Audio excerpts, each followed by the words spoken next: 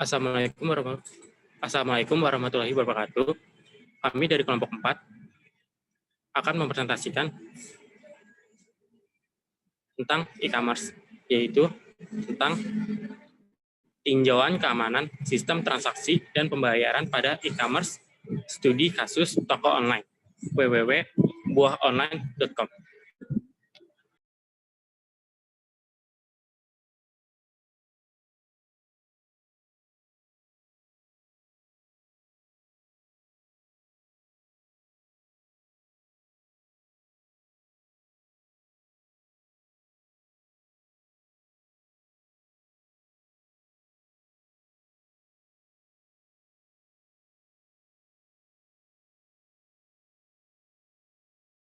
Belum kebuka. Definisi transaksi komersial elektronik. E-komersi merupakan kegiatan bisnis yang menyangkut konsumen, manufaktur, service providers, dan pedagang perantara dengan menggunakan jaringan komputer, yaitu internet.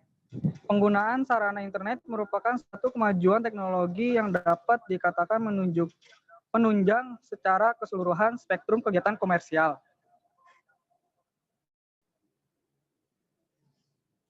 Lalu ada mekanisme penawaran dan penerimaan toko online.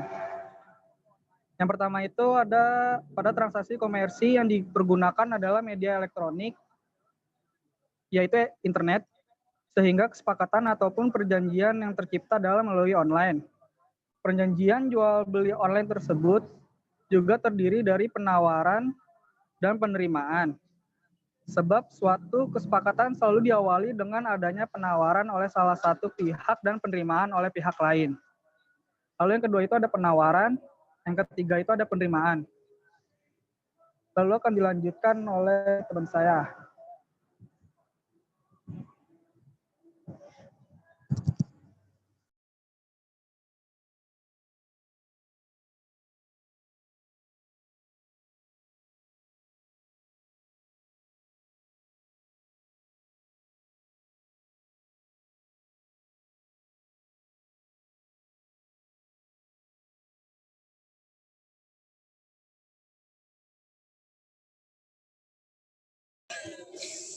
Metode pembayaran dalam e-commerce. Sementara itu, bentuk pembayaran pada toko online menggunakan media internet. Tata cara pembayaran atau transaksi dapat dibagi menjadi 5 mekanisme utama, yaitu transaksi model ATM, kedua, pembayaran dua pihak tanpa perantara, ketiga, pembayaran dengan perantara pihak ketiga, keempat itu ada micropayment. Transaksi ini penting dikembangkan karena sangat diperlukan pembayaran receh yang kecil tanpa overhead transaksi yang tinggi pada toko online. Yang kelima itu ada anonymous digital cash atau uang elektronik yang dienkripsi didahului oleh David Comp dengan GGCash. Selanjutnya itu ada metode pengaman dalam transaksi e-commerce pada toko online. Untuk keamanan di dalam transaksi e-commerce pada toko online saat ini ada 3 cara, yaitu SSL dan TS. Kedua itu ada SET, yang ketiga itu ada PGP. Selanjutnya akan dijelaskan oleh Evan.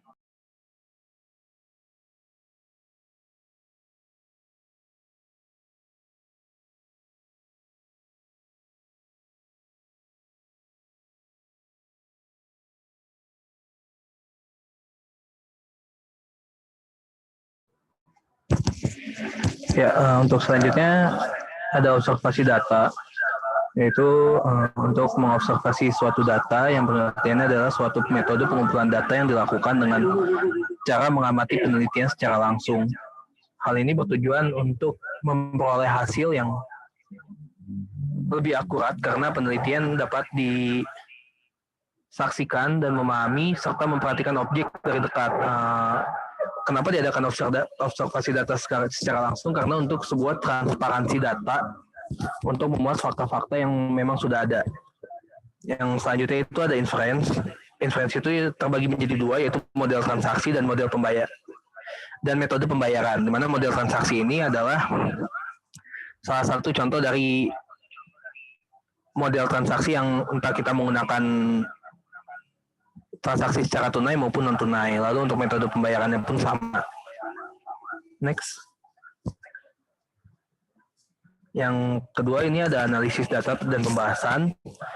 Untuk analisis data ini ada yang pertama ada transaksi dan pembayaran, di mana pengertian sistem transaksi adalah sistem pencatatan transaksi yang dilakukan secara rutin dan dimanfaatkan untuk berbagai proses bisnis. Terdapat dua sistem transaksi yang berkembang di masyarakat, yaitu tunai dan non-tunai. Dan akhir-akhir ini sistem transaksi non-tunai semakin banyak bermunculan karena memang adanya digitalisasi dan sektor keuangan internasional yang dimana transaksi non-tunai ini lebih efisien dan efektif dan bisa dilakukan di mana saja gitu. Untuk yang kedua itu ada keamanan pembayaran. Jadi sistem pembayaran adalah sistem yang mencakup perangkat aturan lembaga dengan mekanisme yang digunakan untuk melaksanakan pemindahan dana guna memenuhi suatu kewajiban yang timbul dari suatu kegiatan ekonomi. Yang dimana sistem pembayaran ini merupakan sistem yang berkaitan dengan pemindahan sejumlah nilai uang dari satu pihak ke pihak lain. Seperti contohnya itu dari perusahaan lain ke perusahaan lain maupun dari customer ke perusahaan seperti itu. Lalu yang selanjutnya itu ada implementasi SSL dan pada e-commerce toko online, di mana dengan fasilitas pertukaran data secara aman yang disediakan oleh SSL, teknologi yang dipakai oleh toko online ada tiga metode dasar, yaitu untuk membuat sebuah website e-commerce yang aman menggunakan SSL dengan membeli solusi SSL yang lengkap, termasuk sertifikat dari vendor dan bonafide. Vendor-vendor ini menyediakan server yang dikonfigurasikan secara penuh, situs di dalam server tersebut. Dan untuk selanjutnya akan dilanjutkan oleh Dinda.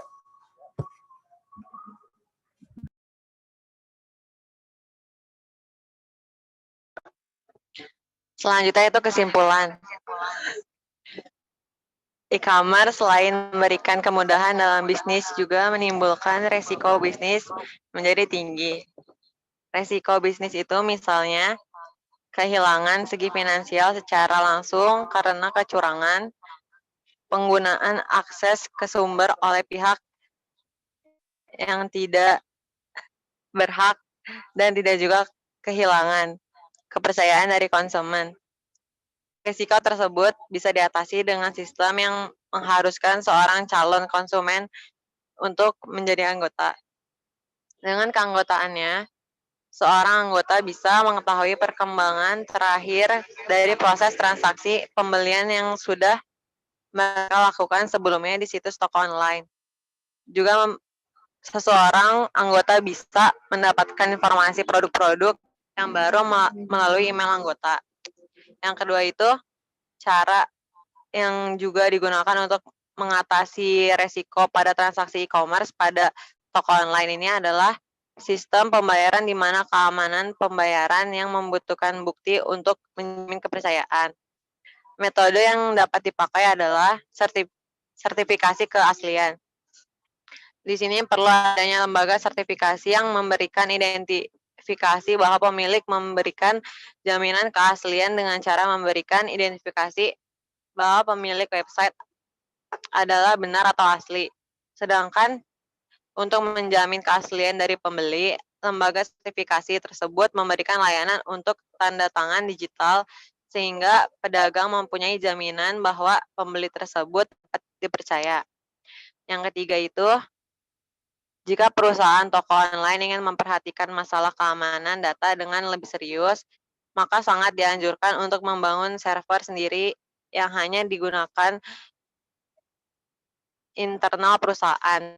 Kemudian untuk mengamankan website e-commerce-nya diperlukan kriptografi pada jaringan agar tidak merugikan pihak manapun. Perusahaan dapat menerapkan Secure Socket Layer atau SSL yang merupakan suatu protokol yang membuat sebuah jaringan pelindung antara browser pemegang kartu dengan server pedagang, sehingga pembajak atau penyerang tidak dapat menyadap atau membajak informasi yang mengalir pada jaringan tersebut. Sekian presentasi dari kelompok kami. Selebihnya, mohon maaf jika ada kesalahan. Wassalamualaikum warahmatullahi wabarakatuh.